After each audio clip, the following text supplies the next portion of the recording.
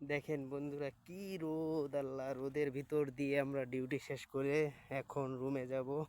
এটা হলো একটা মরুভূমির মতো।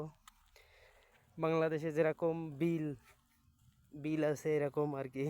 এখানে সব বাড়িঘর হবে, রাস্তাঘাট সব হয়ে গেছে। দেখতে থাকেন, কত সুন্দর একটা দৃশ্য। দেখেন কি পরিমাণ রোদ! ওরে বাবারে, যে পরিমাণ গরম! আর